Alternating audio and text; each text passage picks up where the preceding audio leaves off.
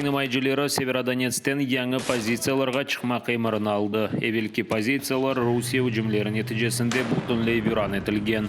Оны Луганск вилайеті Арби мемориятынан ел басшысы Сергей Гайдай білдірді.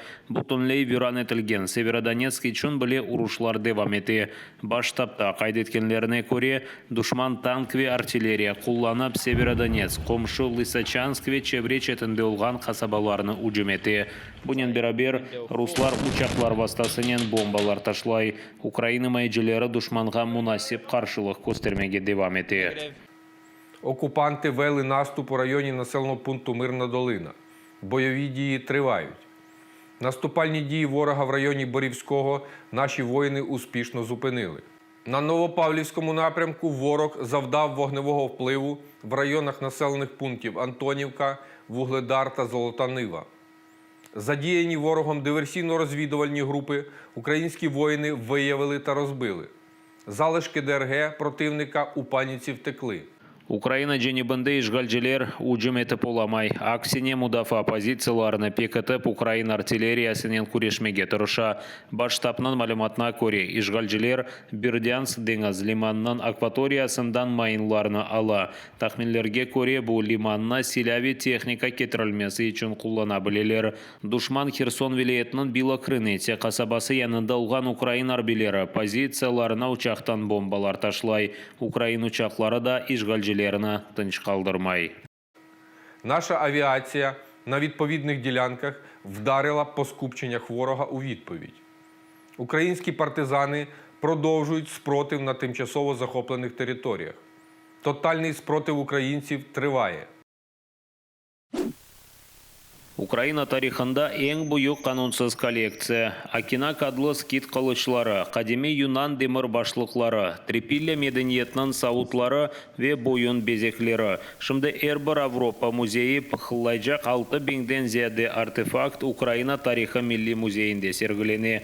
Эвелсі түнч девріне айт экспонатлар Украина президентінің Қырымдаки даими сабық темсілжісі ве Қырымнан Назирлер Шурасынан ел басшысы олған Валерий Горбатов сақланайды. Құқық қорғаушылар Киев мерkezіндегі Горбатовның офисінде тінтулер кешіргені вақыт хырсызланған артефактларны тапты.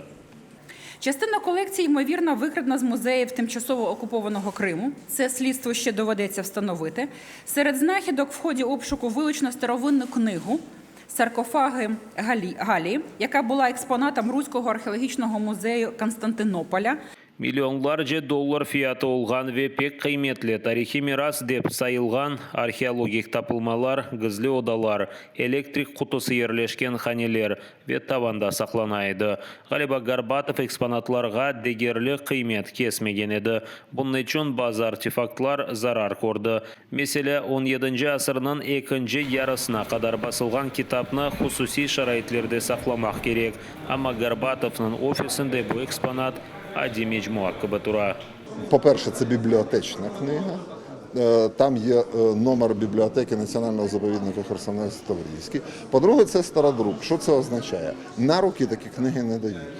Можна іми користуватися виключно в спеціальному читальному залі в бібліотеці.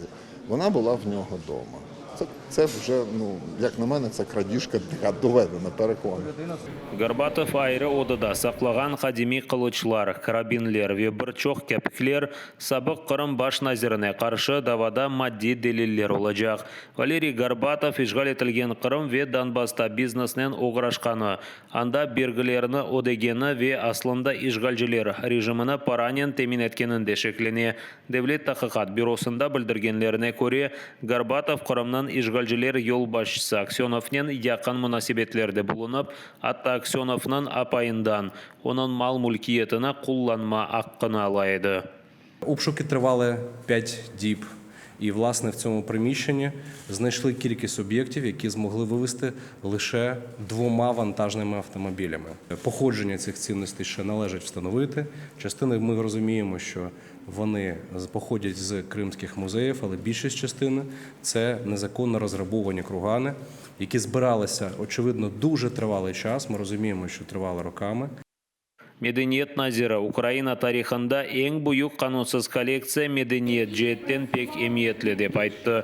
Ткаченко qayd etkеніне көре артефактларының xususiyetlері ve qadimiligi Ukraina ve Avropa arasında 1000 yıllık tarixi münasebetler olğanını tasdiqlay. Дуже символічно, що під час війни ми повертаємо те, проти чого воює Путін. Він воює проти нашої ідентичності, проти культури, культурної спадщини, тому що ідентичність представляє саме спадщина, мова, наша історія. І в той час, коли з Мелітополя чи з Маріуполя намагаються вкрасти наші колекції і перевезти їх до Росії, ми навпаки повертаємо собі те, що на законних підставах належить Україні. Украина hukumatı Горбатов tarafından Kırım'da kırsızlanған артефактларының toplamını muzeylerge bermege planlaştıra. Söz kelime Горбатов Cenk başlamazdan evvel işgal etilgen territoriyaga kaçtı. Şu sırada kırsızlanған ve kara arxeologlardan satın alınған artefaktlar Ukraina Tarixi Milli Muzeyinde saklanacak. Hakikat yekunlengen son kolleksiya Ukraina Muzey Fonduna verilecektir. Владислав Стужук, Эльдар Тарахташ, Zaman, ATR.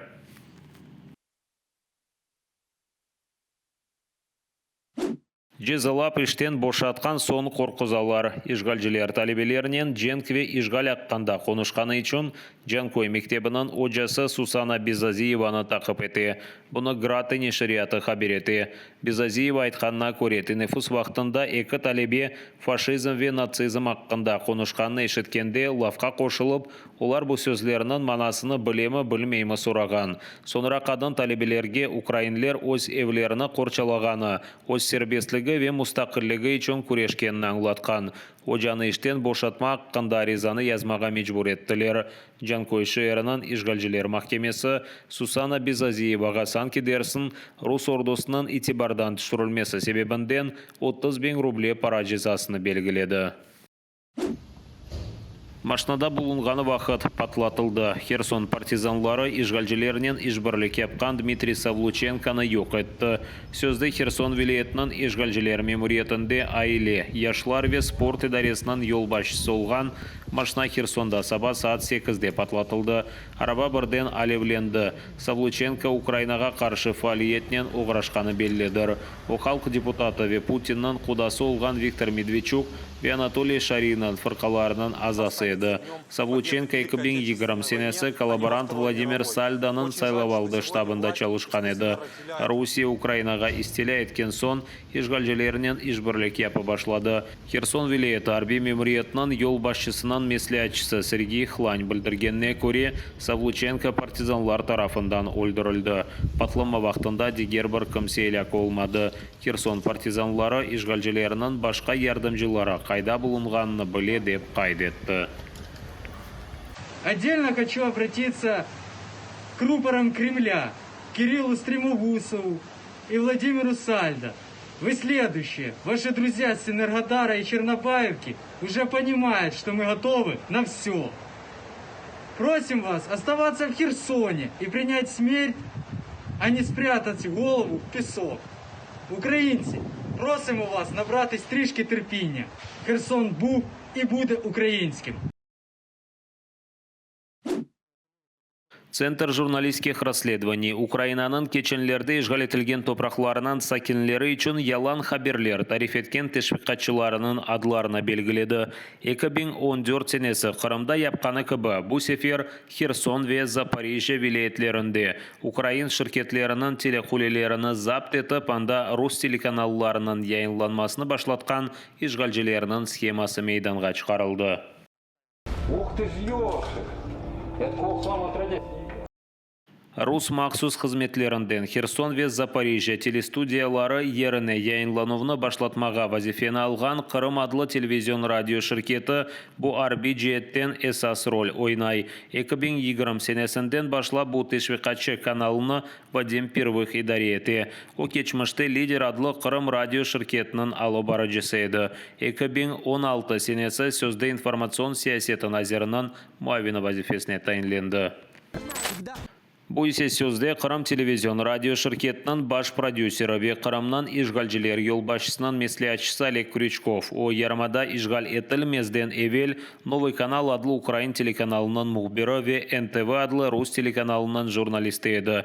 Қырым işgal etilgen son işgalciler tarafına geçip zapt etilgen Қырым televizyon radyo şirketinde informasyon merkezine donatmağa yardım eti başladı. Коллеги, поднимайте руки, вопросы только в микрофон. Слово даю я. Руслар Украина женебіні запт еткен сон Крючков Қырымның işgalciler акимиеті Херсонда яңа телеканалыны құрмаға ярдым етежегіні білдірді.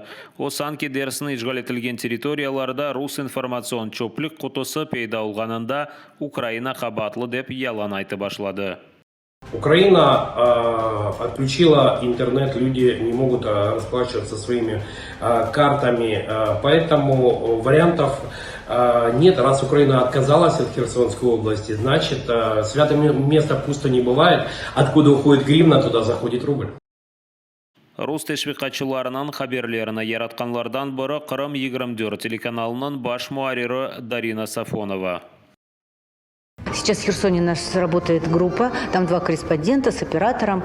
Они снимают самые последние, самые важные, самые интересные новости в Херсоне. Разумеется, мы тут же их выдаем в прямой эфир. 2000 сенелерінде Дарина Олажа Қақай Александр Сафоновнен Русияден Қырымға келіп, Украин ве Рус телеканаллары үшін лейхаларын азырлайды. Сафонова Украина телеканалында çalışайды. 2014 сенесі о қабаржылық қавғасына ұғырады. Қырым адылы Cumhuriyet информацион муэссесі Сафонованың шirketіне Судақ шерінің 1800 еллығына бағышланған 30 саниелік ролик үшін 217,5 bin гривна төлеген еді.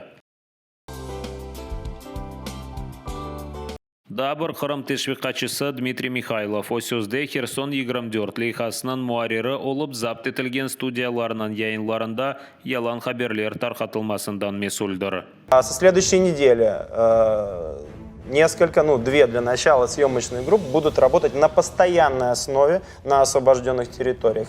Центр журналистских расследований журналистлері қайдеткенне көре Дмитрийның Керчек сояды Какшаров, Украина гражданы, doğған ері Одесса шейрі. Анда Milli университетіні бітірді.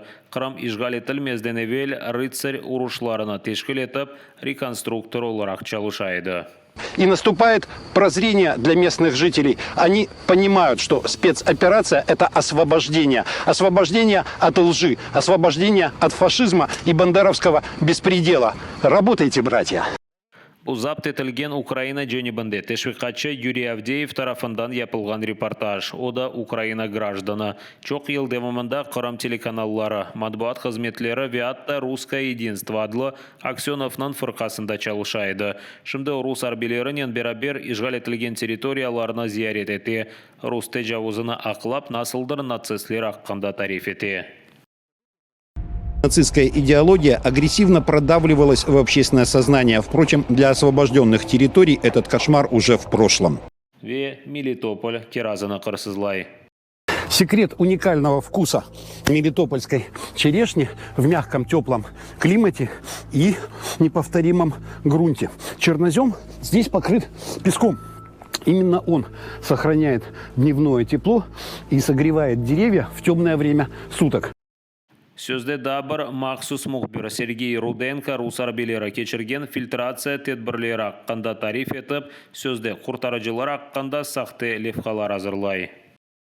Это противотанковый ракетный комплекс «Фагот». Один выстрел способен вывести из строя танк. Террористы планировали использовать его на наших линиях снабжения. Но теперь, благодаря работе Росгвардии, наши коммуникации в безопасности. Bu sözde jurnalist ise Қырымға 4000 километр месафеде ерлешкен Ханты-Мансийск шерінден келді.